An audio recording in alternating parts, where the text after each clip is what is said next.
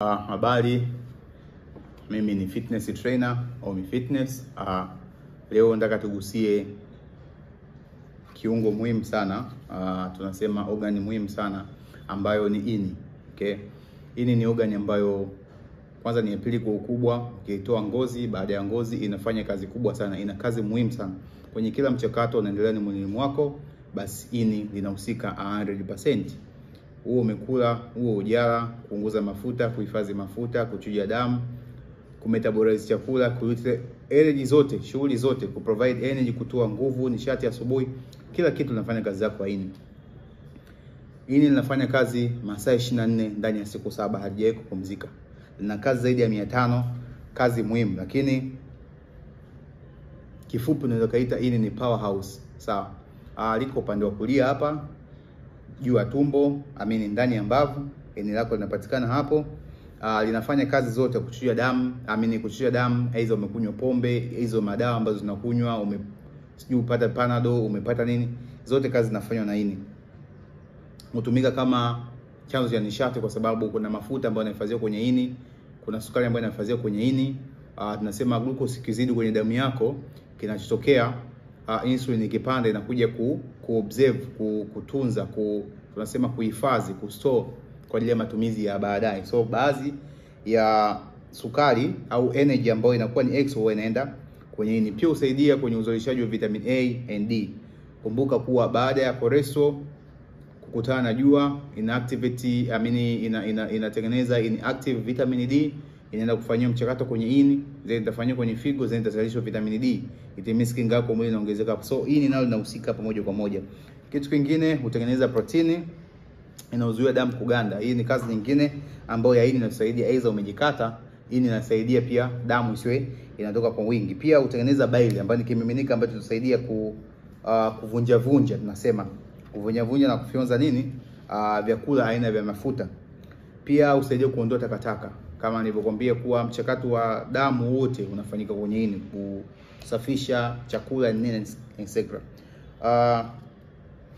Ini ni organi ngumu sana, actually. Ni organi ngumu sana. Yaani ukiona mpaka ini limepata tatizo, ujue wewe umezingua vya kutosha. Yaani enough is enough.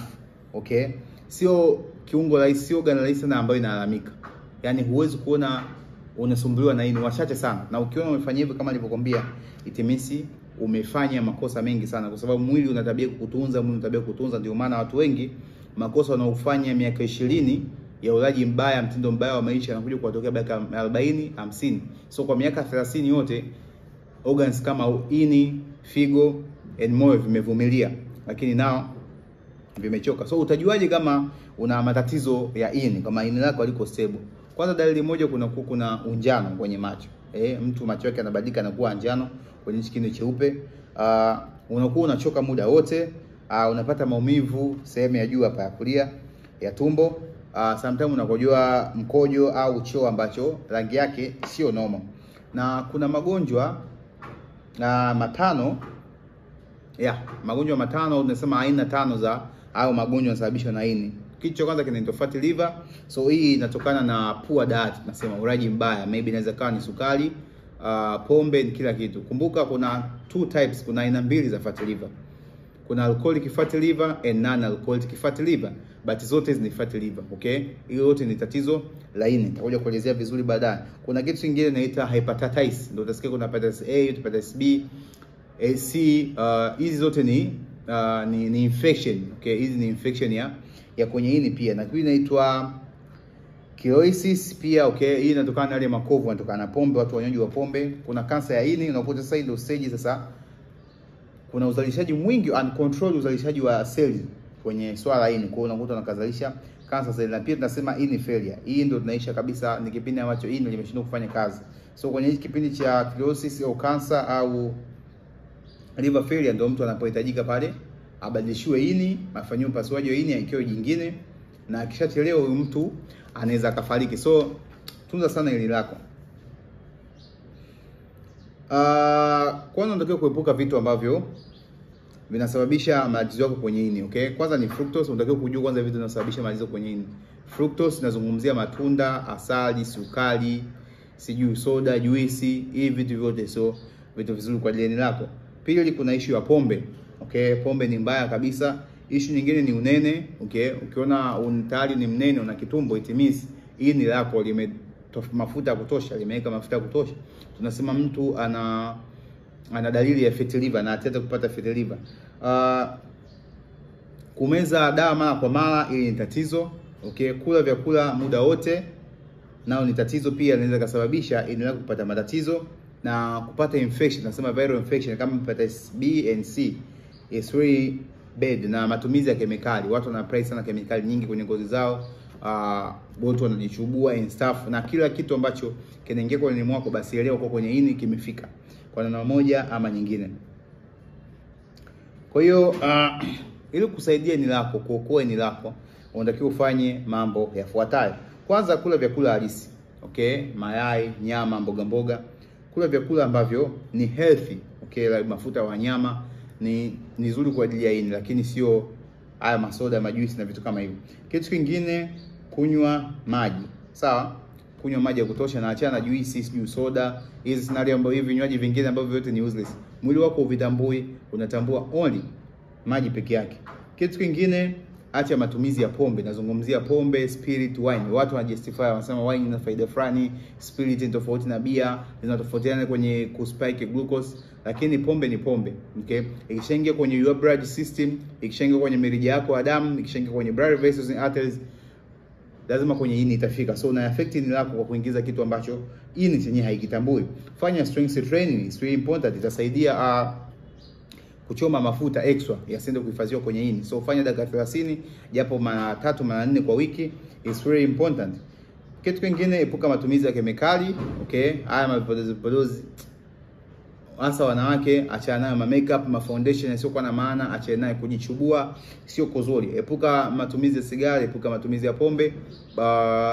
Kitu kingine, osha hizi mboga zako. Kama ukina mboga majani, basi osha, kwa sababu hujui ametumia na unaweza kutumia apple cider vinegar pia kuosha, hujui zimepuliziwa dawa gani and kila kitu.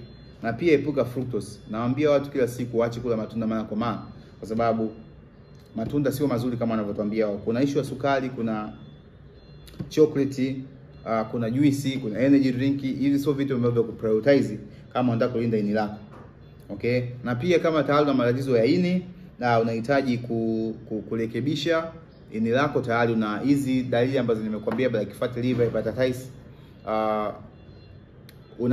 unapata dalili za ini ya failure and stuff. So unaweza kuanza kutumia vitunguu saumu, ni asubuhi, kutumia asubuhi is good, au jioni. Unaweza kuwa unafunga mara kwa mara, masaa ukafunga ukazigawa kwenye masaa 16, 24, sometimes 48 mpaka 72. Kula mboga za majani nyeusi, kunywa kahawa nyeusi pia is good. Kula samaki, mafuta ya samaki, nyama, mayai, ota mwanga wa jua. Tembea mara kwa mara na usahau kufanya mazoezi. So lilinde sana ini lako kabla hujafikia stage mbaya zaidi. Una stage ukishafika, kupona na kuwa ni ngumu, ni swala neema za Mwenyezi Mungu tu hapo. So ungetaka kufix ini lako, basi ukitaka kurekebisha kutoka diversity, basi kula vyakula halisi na fanya kile kitu ambacho ini lako litakisupport, na achana navyo vitu ini lako livitaki, kwa sababu ini ni moja kati ya organs yake zinaweza kujiponesha, kujirudisha katika hali yake ya zamani, ikiwemo ini. Sawa, ndio maana mtu anaweza kafanywa upasuaji, kakatwa kipande cha ini akawekewa na kikaota. So ini lina tabia hiyo kwa sababu ya kazi yake. Kazi yake ni kubwa sana. Yeah, so just take care of yourself. Kama una matatizo ya ini, just pima, angalia una tatizo gani, anza kulitrack. Hii tatizo gani, nafanya nini kuliondoa, na usipate tabu, usihangaika kwamba mimi ndio mwisho wangu wa dunia, ndio mwisho wa maisha, siwezi kuenjoy maisha tena. Of course, huwezi kuenjoy maisha kama unakunywa soda, kama unapenda kunywa juice. Lakini unaweza kuenjoy maisha tena kama ukianza kufanya vitu vya msingi kueleveza ini lako, na utapona kabisa.